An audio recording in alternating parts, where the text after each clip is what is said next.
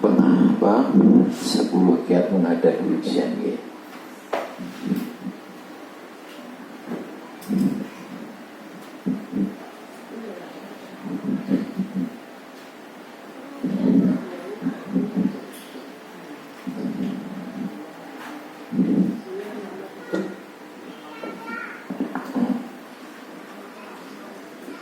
Satu, menguatkan iman.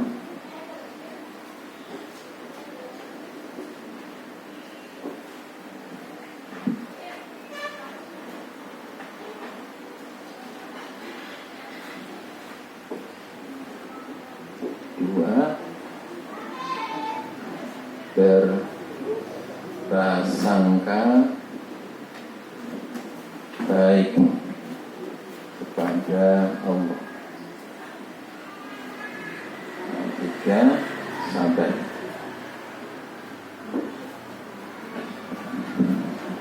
Sampai di tiga itu.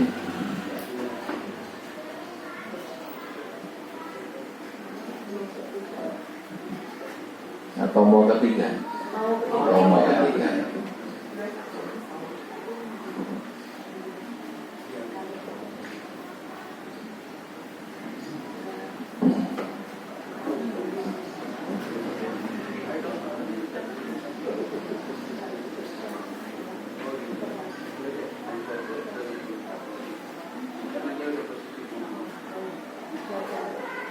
Ya, pertama ya, al-iman.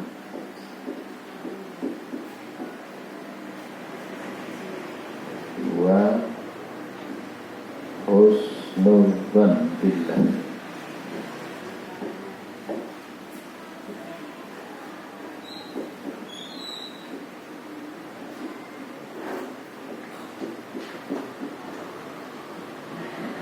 Tiga, as-sabr.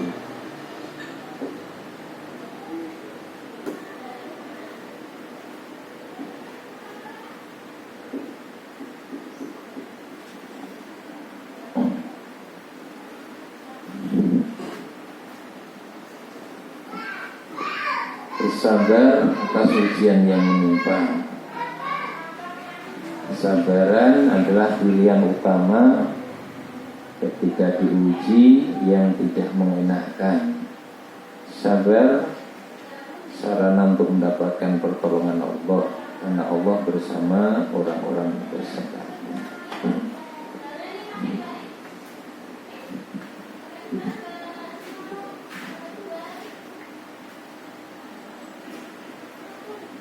As-sabru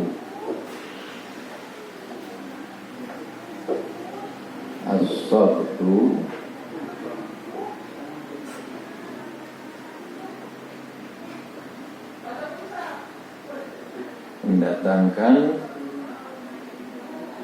nasrun minallahi, pertolongan dari Allah.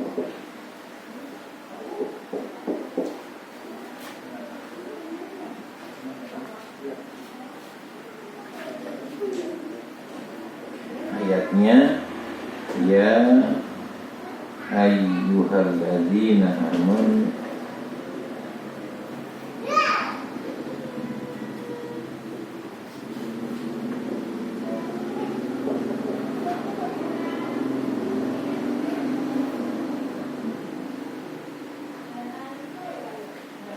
ista'inu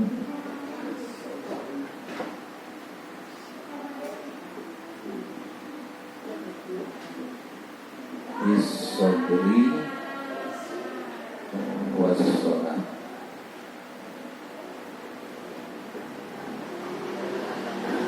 Ya ayyuhalladzina amanu ista'inu bis-sabri was-shalah. Quran surat Al-Baqarah 1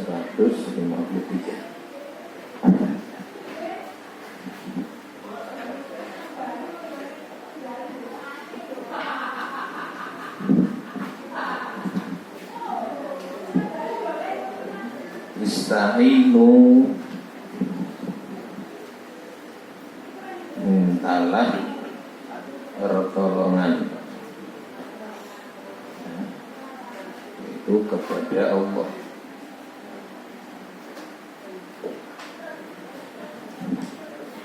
Bisabri wassalah,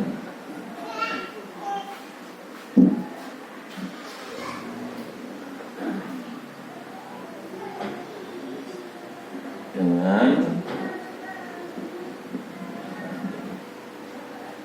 sabar dan sholat.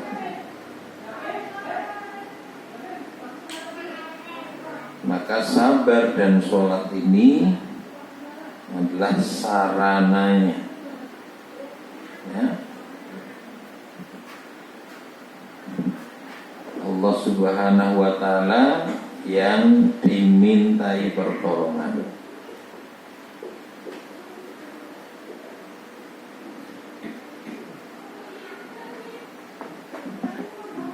Iyyaka na'budu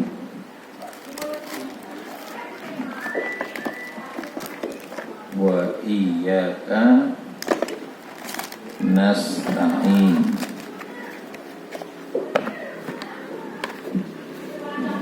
Iyyaka na'budu wa iyyaka nasta'in. Didahulukan iyyaka untuk menekankan hanya kepada Allah, tidak kepada yang lain. Iyyaka, hanya engkau, hanya kepada engkau. Bukan iya. Yang dimintai pertolongan adalah Allah, bukan sarananya. Seringkali menerjemahkannya keliru. Mintalah, jadikanlah sabar dan sholat sebagai penolongmu. Keliru. Yang nolong Allah. Sabar sholatnya itu sarananya. Mintalah pertolongan kepada Allah dengan sabar dan sholat.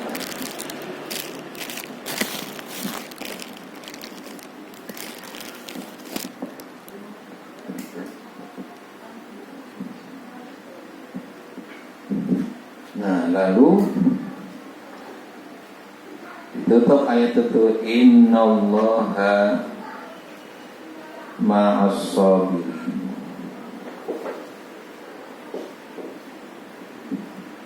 Innallaha ma'as-sabirin. Nah, di sini ada ma'iyatullah.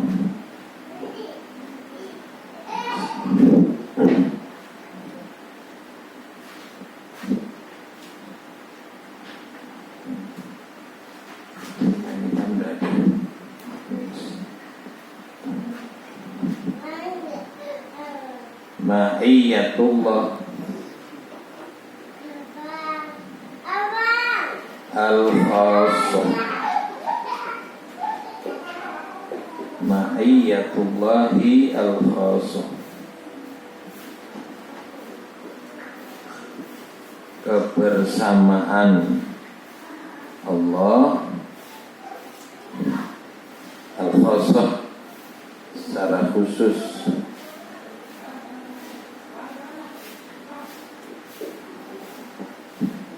Secara khusus itu untuk orang-orang beriman. Ma'iyatullah itu ada dua. Ma'iyatullah al-amah, ma'iyatullah al-khassah. Amah, khassah. Khassah khusus, amah umum. Umum untuk seluruh makhluk.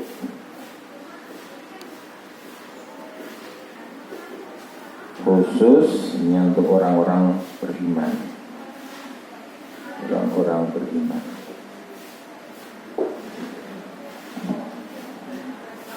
Kebersamaan Allah secara umum itu kepada seluruh makhluk, maknanya Allah Maha mengetahui, Maha melihat, Maha mendengar, Maha mengawasi.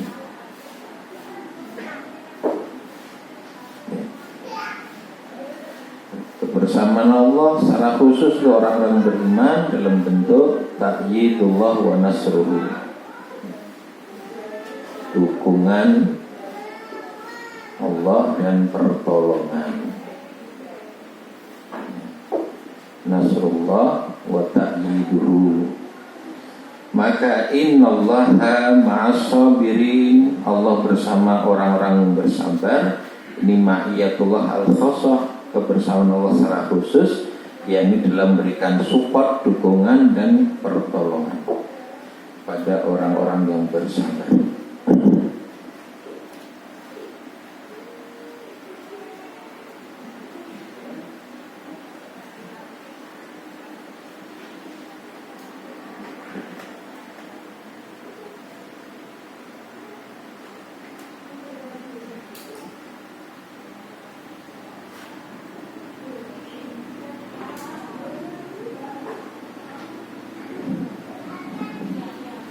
Ada kesulitan, ada kepayahan, ada penderitaan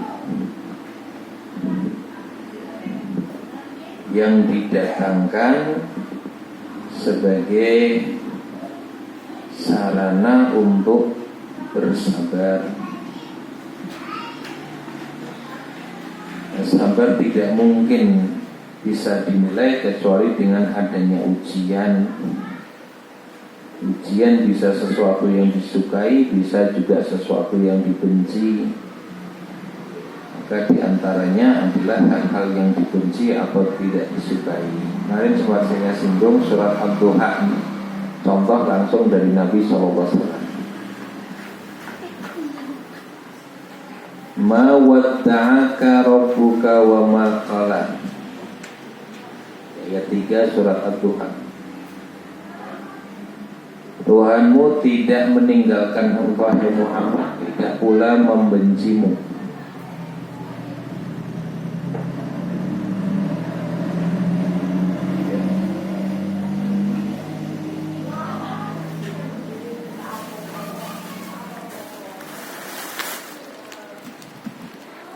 Ketika Nabi menerima wahyu, kemudian dalam waktu sekian lama tidak turun lagi wahyu kepada beliau, maka orang-orang musyrik mengatakan Tuhannya Muhammad telah meninggalkannya dan benci kepada Muhammad. Nah, ini membuat hati Nabi sedih.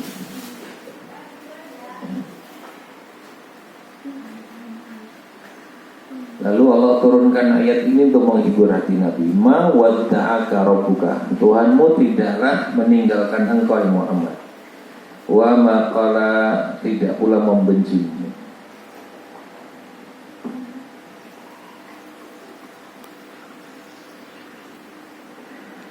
Walal akhiratu khairul laka minal ula.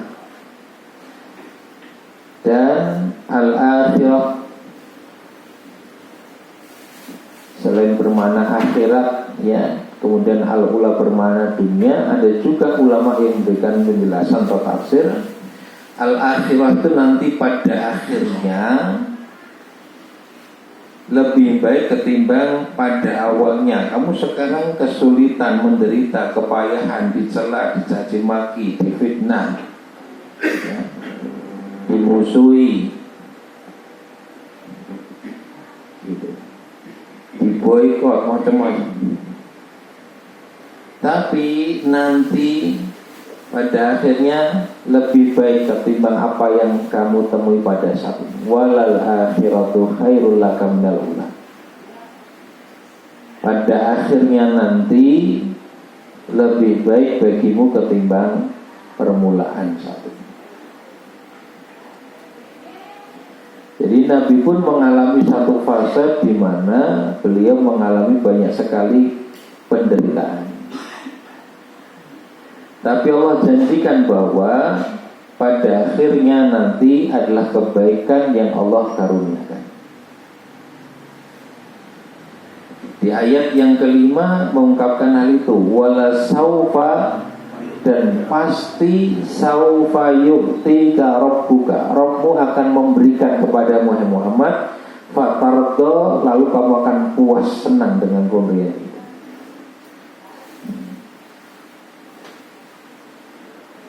Sekarang berpayah-payah, berpahit-pahit ya.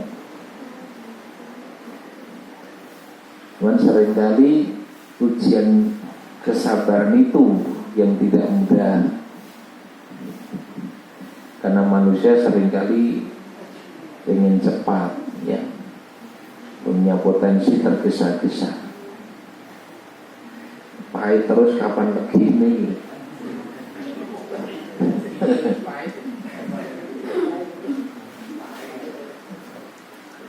Pahit sepet mana?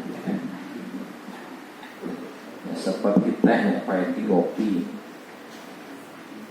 Ya. Pasti Rabbmu akan memberikan kepadamu sehingga kamu puas, kamu bahagia dengan pemberian itu. Terus Nabi diingatkan bagaimana episode penderitaan, kepayahan, kesulitan itu beliau alami, yang pada akhirnya Allah akan gantikan dengan sesuatu yang jauh lebih baik dari itu semua. Alam yajidka yatiman, bukankah dia Allah mendapatimu dalam keadaan yatim? Fa'awa, lalu Allah melindungimu. Dalam keadaan yatim itu kemudian ada perlindungan dari Allah. Dipelihara, ya, ayahnya meninggal, dipelihara sempat oleh ibunya, agak lama kemudian digantikan pamannya, setelah itu digantikan oleh ya kakeknya, kemudian pamannya, sampai pada usia dewasa bisa mandiri.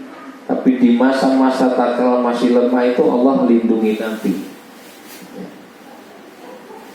Wa wajadaka dhallan, dan dia Allah mendapati kau dhallan. Ini bukan sesat ya, tapi bingung.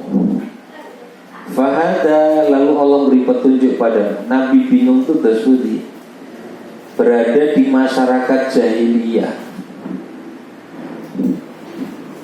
Nabi mendapati ini sesuatu yang gak bisa diterima, tapi bingung bagaimana mengatasi ini semua. Nabi tidak tahu harus berbuat apa. Kerusakannya sudah sangat merata. Toko sak dhuwur-dhuwur ya, sak pucuk-pucuke rusak kabeh. Gimana cara memperbaiki ini semua? Kamu mendapati satu keadaan yang membuat dirimu bingung. Fahada, lalu Allah beri petunjuk kepadamu, diturunkanlah wahyu. Lalu Nabi mendapati ya apa yang harus dilakukan. Nanti itu di ayat 2 surat Al-Jumu'ah ya, 3 hal yang kemudian dilakukan Nabi untuk menyelesaikan problem masyarakatnya. Di tilawah, tazkiyah, ta'limul Quran wa sunnah, 3 hal itu.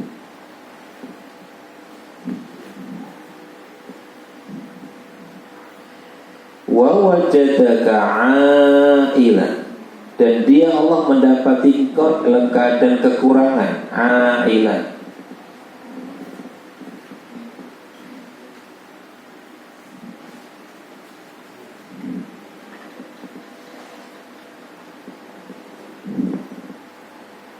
dia mendapatimu sebagai orang yang kekurangan.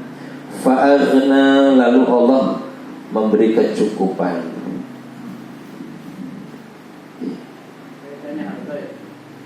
Iya, dicoba perhatikan yang pertama ya, di ayat yang ke yatim tadi mana? Ayat ke-6. perlindungan. Ketujuh, petunjuk. Kedelapan, kecukupan. Ya. Itu yang dibutuhkan. Ya, ada masalah, butuh ada perlindungan dari sesuatu yang dikhawatirkan, ditakutkan, membahayakan. Kemudian butuh petunjuk sehingga mengerti apa yang harus dilakukan. Kemudian butuh kecukupan karena ada sesuatu yang dibutuhkan untuk bisa menyelesaikan masalah ini.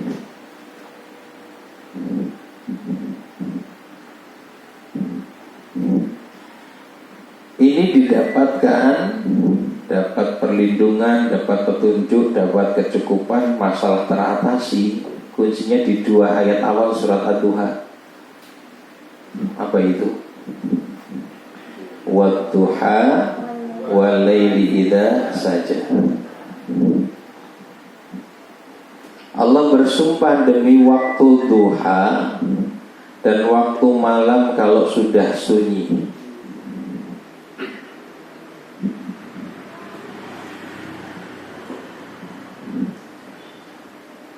Dulu pernah kita sampaikan, apa yang Allah pergunakan sebagai sumpah menunjukkan pentingnya hal tersebut. Karena penting maka mesti diperhatikan. Perhatikanlah waktu duha. Kemarin sudah kita sampaikan. Seperti apa bentuk perhatiannya? Kemarin saya sampaikan dulu. Waktu duha itu waktu yang biasanya orang sibuk bekerja, disibukkan dengan aktivitas keduniaan, seringkali menjadi lupa kepada pencipta dan pemberi rezeki pada dirinya. Maka di antara bentuk perhatian terhadap waktu duha, sholat duha penting.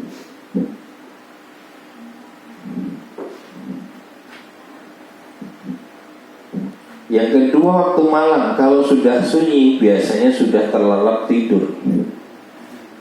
Banyak orang menghabiskan keseluruhan malamnya untuk tidur dan istirahat. Maka di antara perhatian terhadap malam kalau sudah sunyi, jangan lupa sholat tahajud. Ya, tahajud. Ini di Quran surat Al-Isra ayat 79. Sholat duha, sholat tahajud. Kalau ada masalah, jaga betul, kuatkan betul. Allah kasih perlindungan dari sesuatu yang membahayakan. Allah beri petunjuk sehingga tidak mengalami kebingungan. Allah cukupi apa yang dibutuhkan sehingga selesai masalah.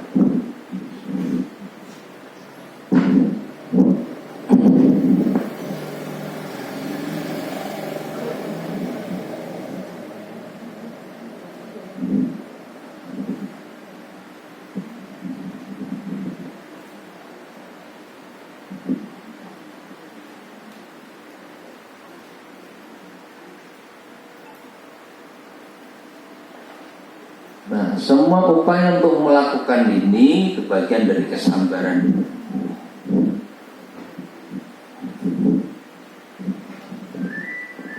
Surat Ali Imran ayat 146.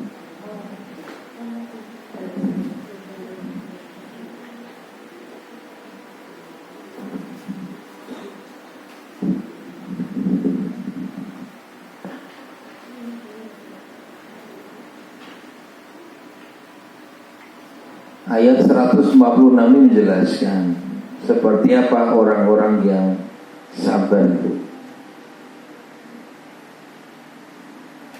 Wa ka'ayyim min nabiyyin qatala ma'ribbiyuna katsir. Berapa banyak nabi yang berperang didampingi sejumlah besar dari pengikutnya yang bertakwa.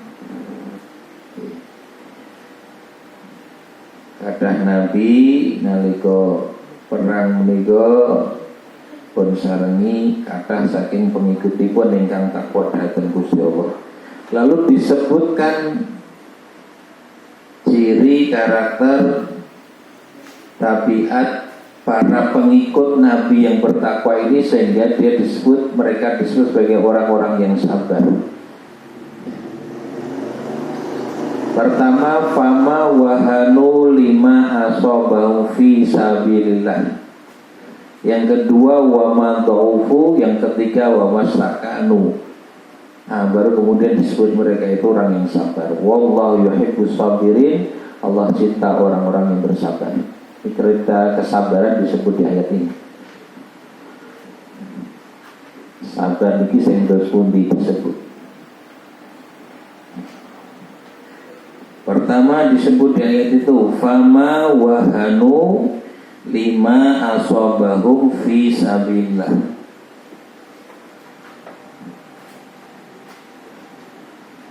Ma wahanu,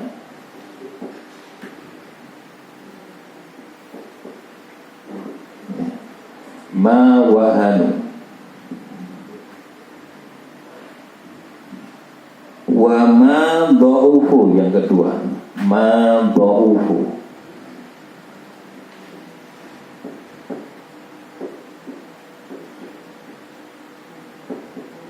Yang ketiga, wa mastakanu, mastakanu.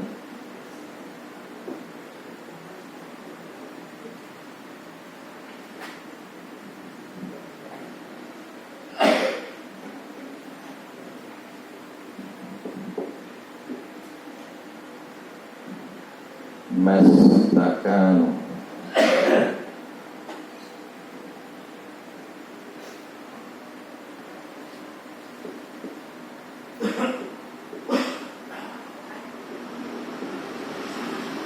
Satu, dua, tiga. Sing disebut sabar menika miturut Quran surat Ali Imran 146. Satu, ma wahanu lima asobau fi sabilillah.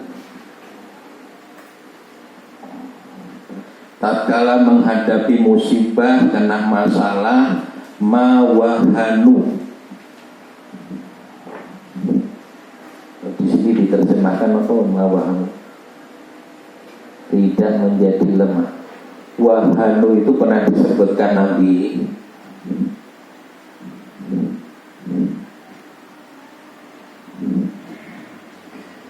Nanti akan terjadi, kata Nabi, satu masa ketika kalian itu seperti hidangan di meja makan, lalu diperebutkan dari segala penjuru oleh musuh-musuh kalian.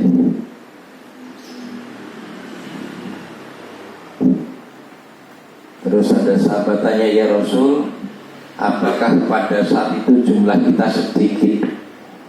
Karena ilustrasinya seperti hidangan, kemudian di sekelilingnya itu musuh-musuh yang memperebutkan. Apa saat itu jumlah kita sedikit, kata saya sahabat. Rasul menjawab, tidak. Jumlah kalian banyak, katsir, banyak. Walakin kagusa isail. Jumlah kalian banyak, tapi seperti buih di lautan. Banyaknya kalian itu seperti buih di lautan.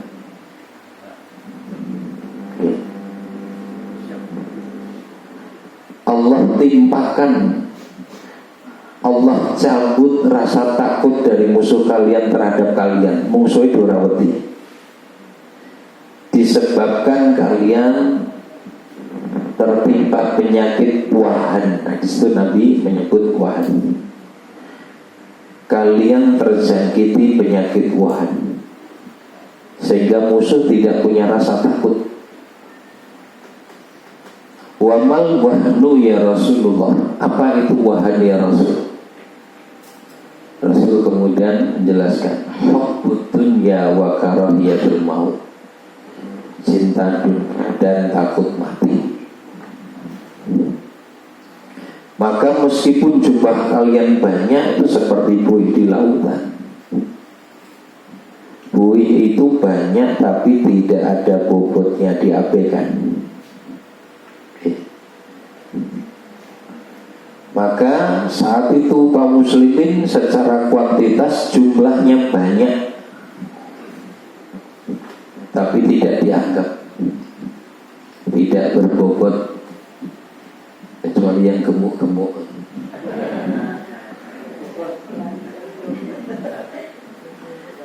Ya, tidak dianggap sama sekali.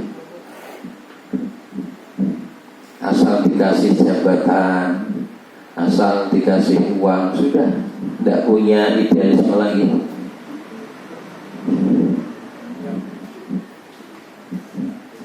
Sudah tidak bisa pegang prinsip lagi, karena kecintaan berlebihan pada dunia.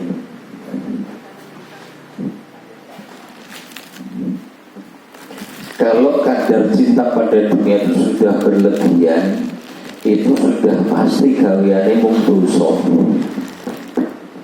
Pun sudah pasti.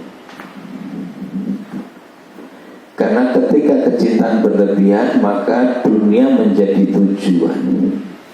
Kalau jadi tujuan, apapun dilakukan.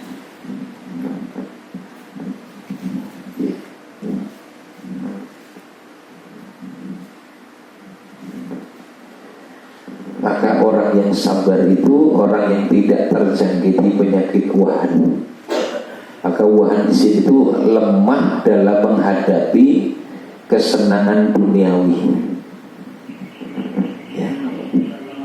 Lemah prinsipnya, lemah idealismenya, bukan.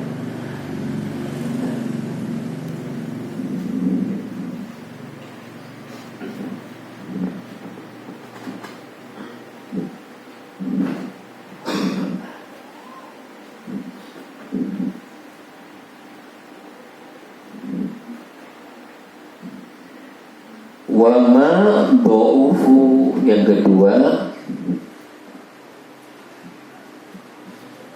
do'ufu, do'if,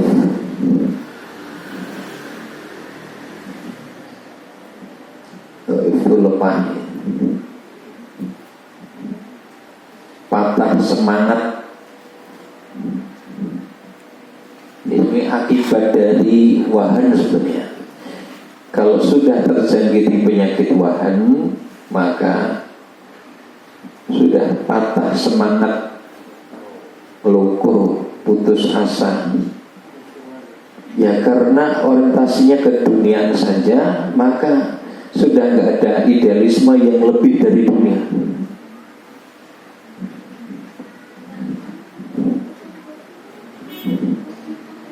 Patah semangat. Yang ketiga, akibat lanjutan lagi, menyerah kepada musuh. Sudah mengikuti kemauan musuh, istri patah semangat, hilang idealisme. Nah ini, wah tadi cinta dunia takut mati.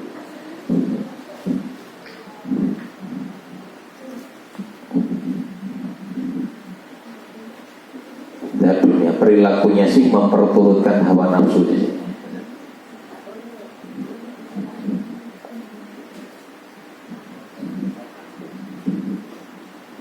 Nanti lihat di Quran surat Al-A'raf 176.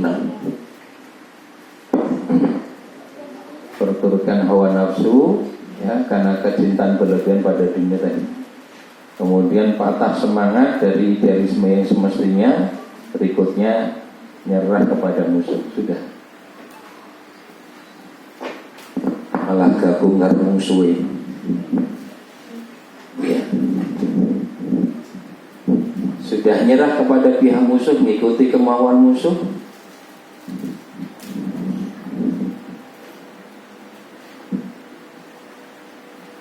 Nah, orang yang sabar itu yang tidak terjangkiti penyakit wahan, dia sadar dunia hanyalah sarana untuk mendapatkan keselamatan kebahagiaan akhirat, sehingga dunia dikuasai, ditundukkan untuk kepentingan akhiratnya. Lalu optimis, tidak patah semangat karena bersandar kepada Allah Subhanahu wa Ta'ala dan tidak menyerah kepada musuh, ya. agar kemudian bisa mengalahkan musuh karena mendapatkan pertolongan Allah. Dengan kesabaran itu Allah datangkan pertolongannya sehingga musuh dikalahkan, masalah teratasi. Ya, silakan. Kalau kita lihat sekarang rakyat Palestina ini seperti ini ya, mungkin keyakinan betul lepas ini ya. Ya. Mereka sabar karena pasti dapat pertolongan dan dapat perlindungan dan akhirnya nanti menjadi memperoleh kemenangan. Ya.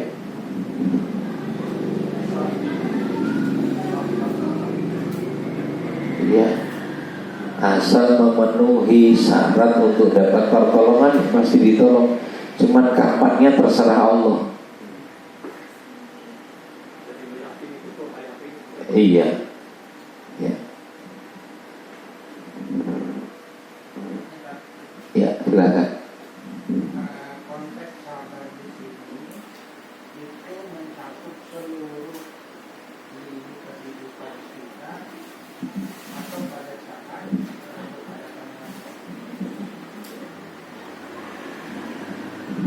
Yang mana tanya kan? Sabar ayat ini maksudnya? konteks sabar dalam hal ini konteks sabar itu meliputi seluruh kehidupan kita atau pada saat misalnya ini memang saya lihat intinya keterangannya lebih banyak kepada musuh. Ya.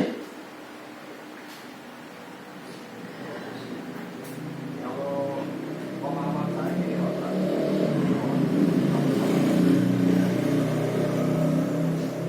ini sebenarnya kita maknai dalam menghadapi setiap tujuan kita.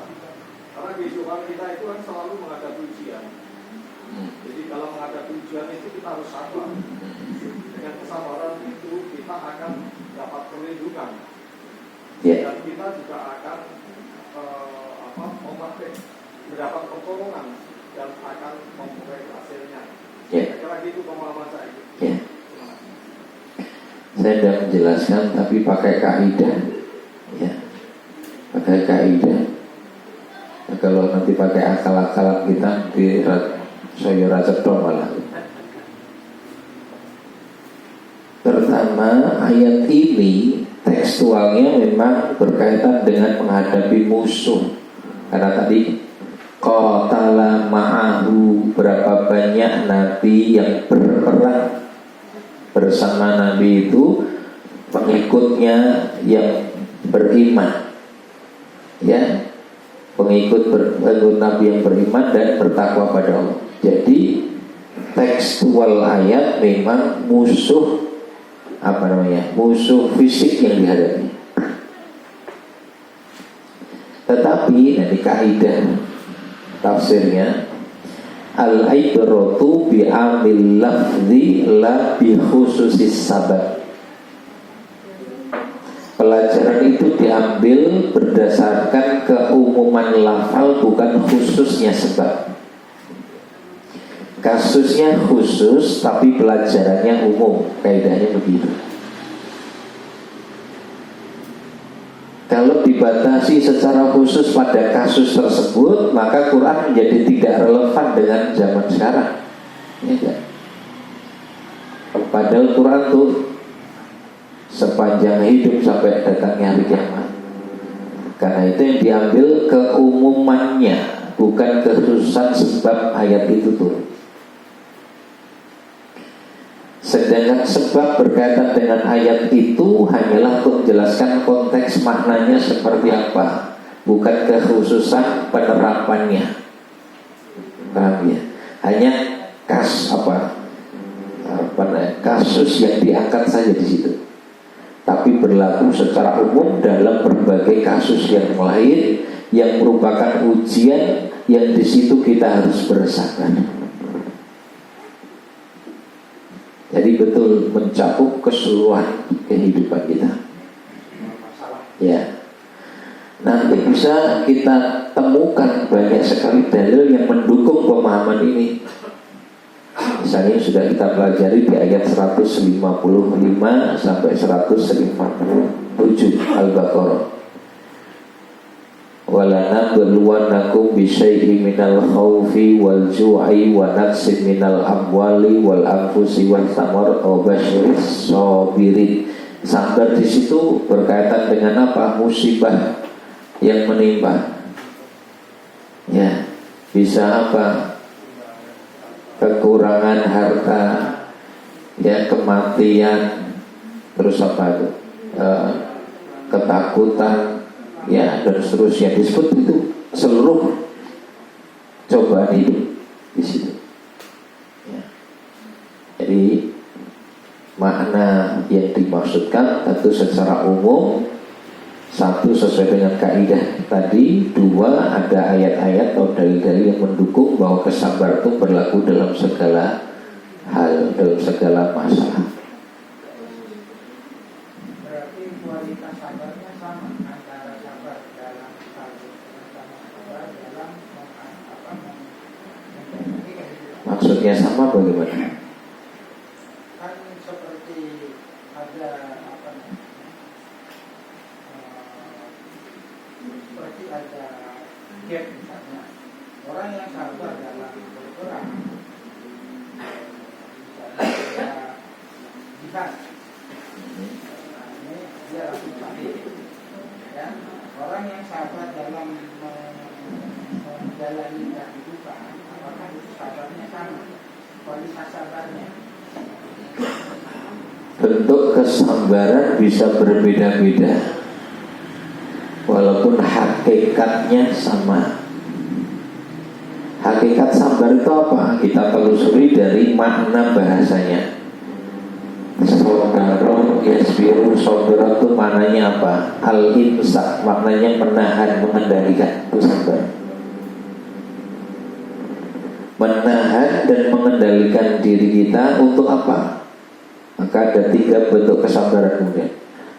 Dalam melaksanakan ketaatan, 1, atau dalam menjauhi dan meninggalkan maksiat, atau yang ketiga dalam menghadapi musibah.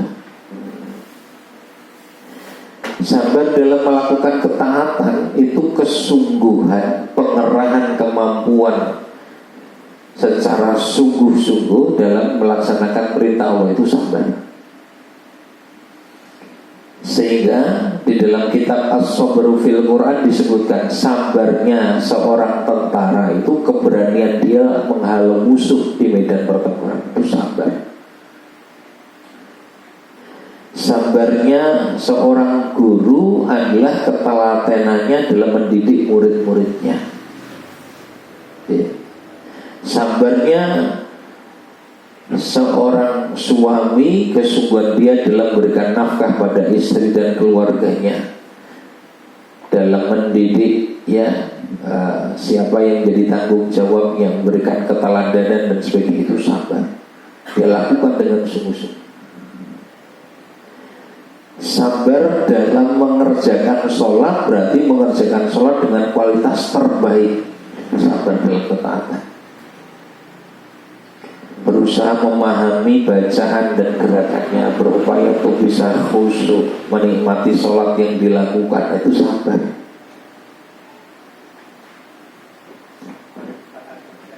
Ya, dalam ketaatan. Sabar dalam maksiat artinya tahan, kendalikan, tadi sabar untuk tidak melakukannya. Itu butuh upaya menahan, mengendalikan, karena ada dorongan berbuat maksiat dalam diri dan di luar diri. Dalam diri ada hawa nafsu yang ngajak berbuat dosa, di luar diri ada stimulasi setan baik dari kalangan jin maupun manusia yang memprovokasi kita untuk berbuat dosa. Maka tahan, kendalikan, jangan ikut-ikutan, itu sabar. Ya. Umumnya orang melakukan korupsi, dia tidak mau melakukan, itu sabar. Umumnya orang melakukan perbuatan curang, dia tidak mau melakukan, itu sabar. Karena ada dorongan untuk melakukan juga. Umumnya untuk dapat pekerjaan menyuap, dia nggak menyuap. Nah, di situ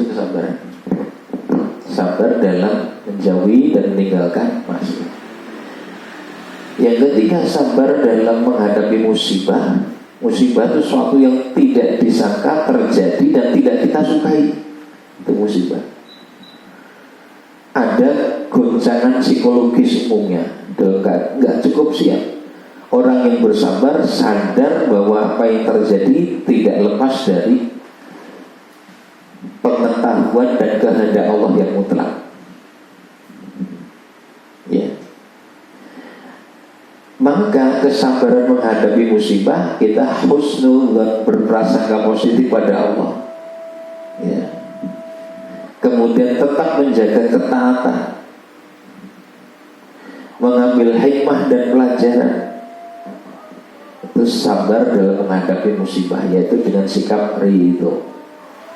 Jadi wujudnya bisa berbeda-beda, hakikatnya sama. Tahan, kendalikan untuk tetap patuh kepada perintah. Itu.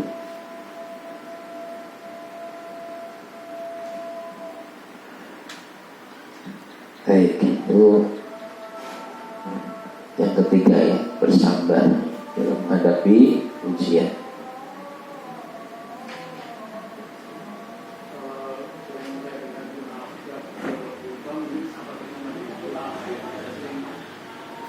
Doa fa maksudnya. Iya. Memang doa fa itu bentuk jamak dari doai, orang-orang yang lemah. Nah, seringkali dimaknai lemah secara ekonomi. Penggunaan kata dhaif atau du'afa dalam makna lemah ekonomi juga disebutkan di ayat 9 surat An-Nisa. Ya. Wal yakhshal ladzina law taraku min khalfihim dzurriyyatan dhi'afan. Ya. Hendaklah takut orang-orang yang meninggalkan di belakang mereka itu anak keturunan yang lemah. Khawfu alaihim, khawatir dengan kesejahteraan mereka.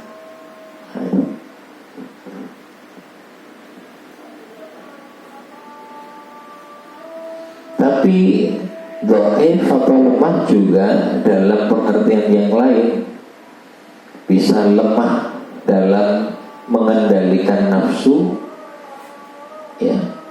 Jadi lemah secara psikologis dan rohani itu diungkap oleh Nabi dalam suatu hadis. Al-kayyisu man dana nafsahu wa amila lima ba'dal maut. Wa dha'ifu, nah di sana lemah di sana maknanya adalah man atba'a hawahu wa tamanna 'ala Allah ta'ala. Orang yang lemah itu adalah orang yang memperturutkan hawa nafsunya dan berangan-angan kepada Allah Ta'ala. Nah, itu lemah dalam makna bukan fisik ya, tapi lebih ke psikologis dan rohani.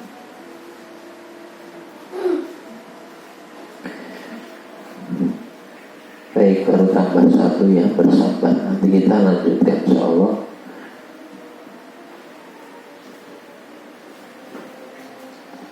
Tiga selanjutnya ini lebih ke sifatnya praktis. Sholat, zikir, istighfar, ya, doa. Bahkan 4 berikutnya itu lebih ke kiat secara praktis. Jadi bagian 3 awal ini ya lebih kepada sikap mental ya, dan rohani. Iman, berprasangka positif pada Allah, sabar. Kemudian 4 poin berikutnya lebih ke amalia praktis. Sholat, zikir, istighfar, doa. Nah kemudian nanti 8, 9, 10 ini hal yang lain terkait dengan peran akal dan hati ya. Nanti bagian yang ke-10 itu ya sampai pada perbuatan praktis juga, tapi kombinasi antara hati dan ikhtiar lahir. Baik, kita terlebih dahulu dengan bacaan hamdalah. Alhamdulillahirabbil alamin. Assalamualaikum warahmatullahi wabarakatuh.